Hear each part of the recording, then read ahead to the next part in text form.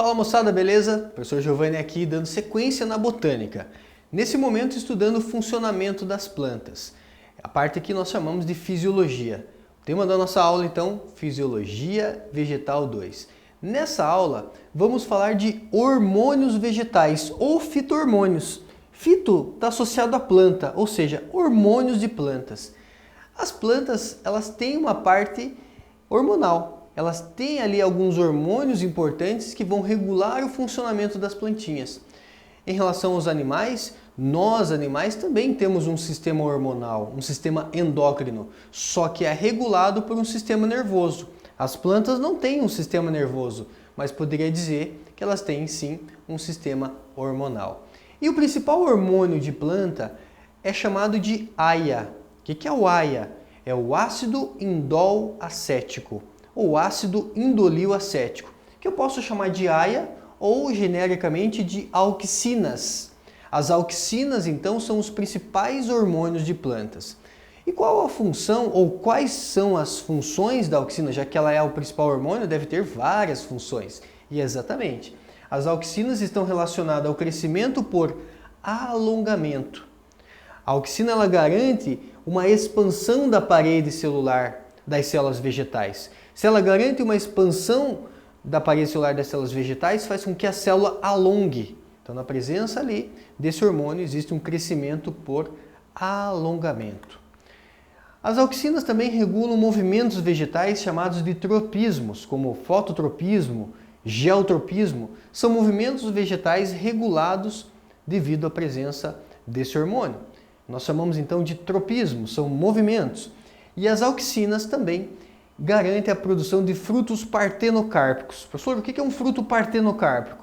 Parteno quer dizer virgem, carpos, fruto. Ou seja, é um fruto sem semente. É um fruto originado sem uma fecundação. É um fruto sem pai e sem mãe.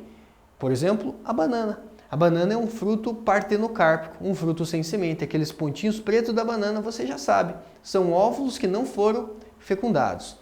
E aqui eu tenho um gráfico que é importante que você domine bem.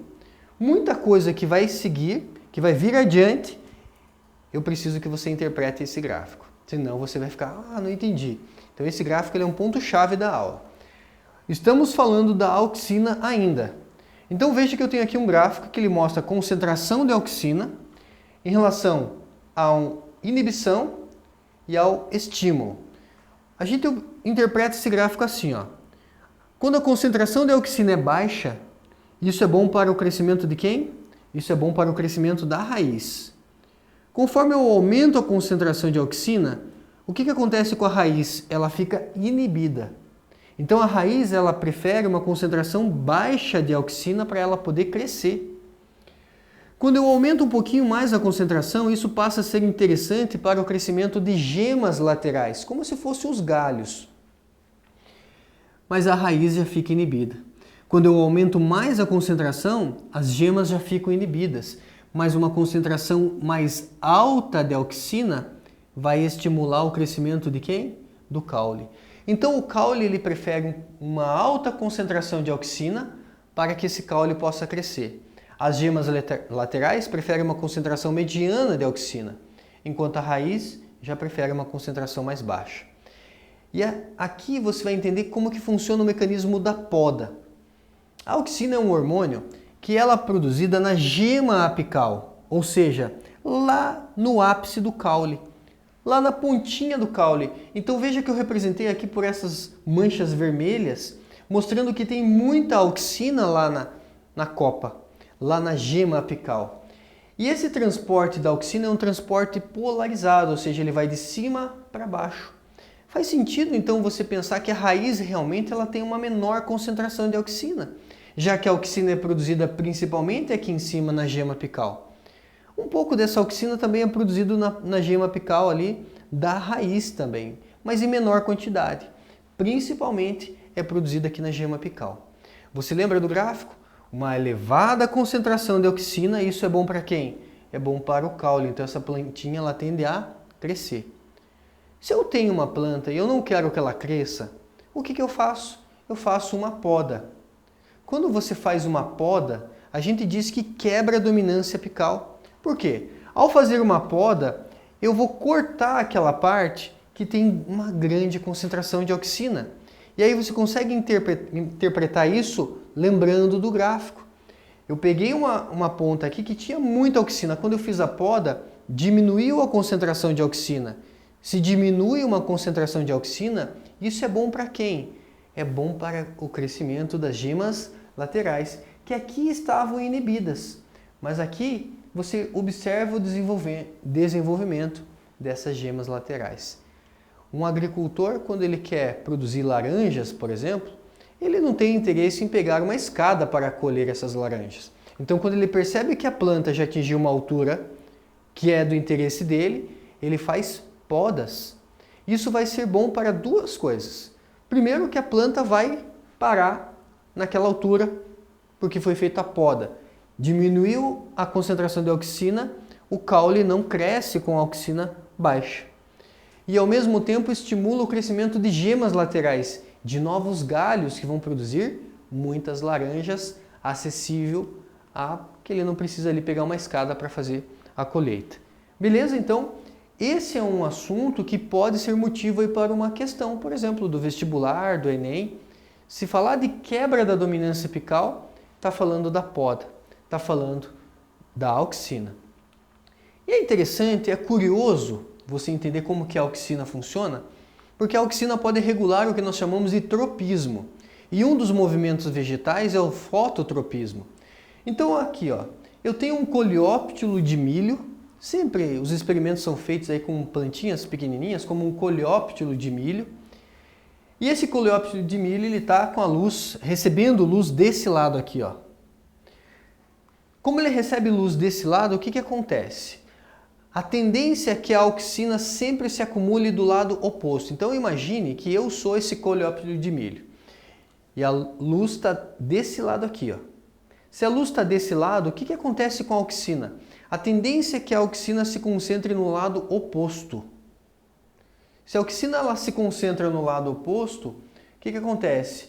Onde tem mais auxina, acontece o alongamento do caule. Então, se a auxina se concentra desse lado, o caule desse lado aqui alonga. As células acabam alongando. A auxina promove um crescimento por alongamento. Então, você observa o quê? Uma curvatura dessa plantinha em direção à luz. Curvatura em órgãos, como esse movimento aqui, ó.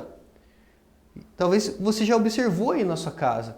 Quando você deixa lá uma plantinha e você chega no final do dia, olha para ela, ela está lá viradinha para a janela. Ou seja, ela está fazendo um movimento chamado de fototropismo. Tropismo quer dizer movimento. Foto está associado a luz, ou seja, um movimento orientado pela luz. Então, movimentos de crescimento orientados pelo estímulo. No caso do fototropismo, temos a luz ali, né, como sendo o estímulo. E lembre-se que regulando esses tropismos, nós temos a auxina. A auxina, além de promover esse crescimento por alongamento, ela ainda está relacionada a produzir aí frutos partenocárpicos, frutos sem semente.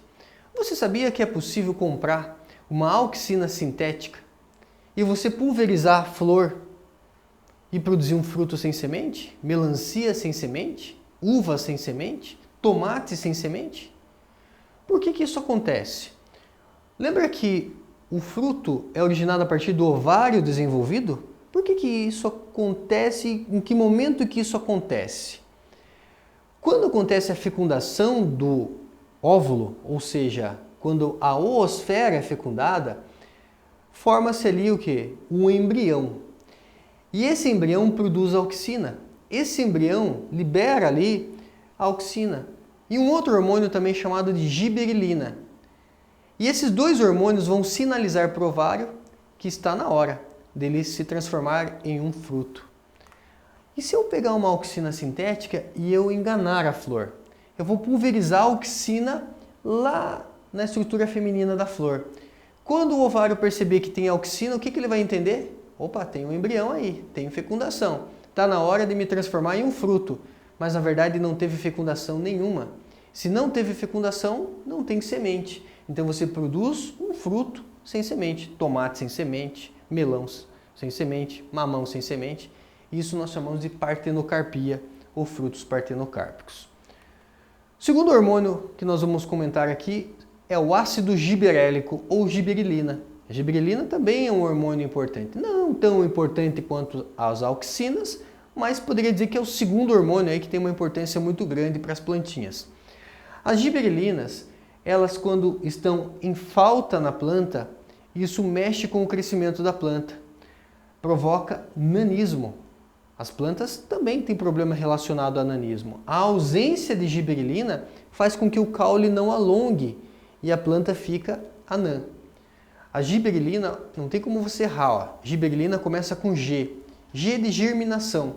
Então as giberelinas estão associadas à quebra da dormência de uma semente. Ou seja, elas estimulam a germinação de uma semente. Então quebra de dormência é a mesma coisa que germinação.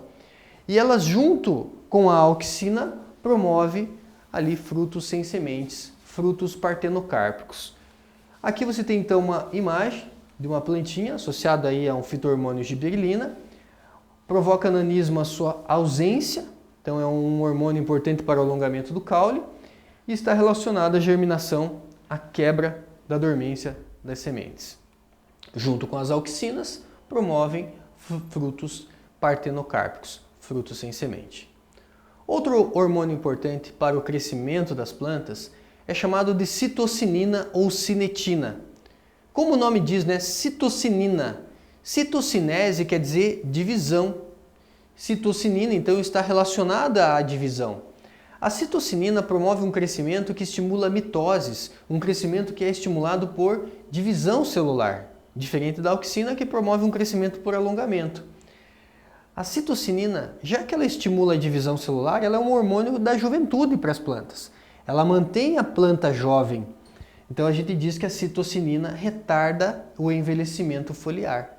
Uma palavra para o teu vocabulário importante, senescência. Senescência quer dizer envelhecimento. Ela retarda o envelhecimento da planta, o envelhecimento das folhas.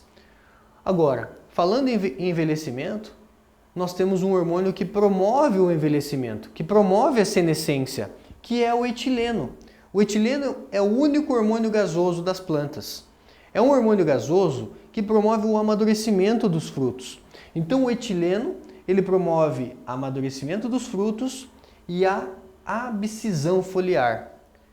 Anote mais uma palavra aí para o teu vocabulário. Abscisão significa queda. Queda das folhas. Sabe quando as folhas ficam velhas e caem? Isso é culpa do etileno.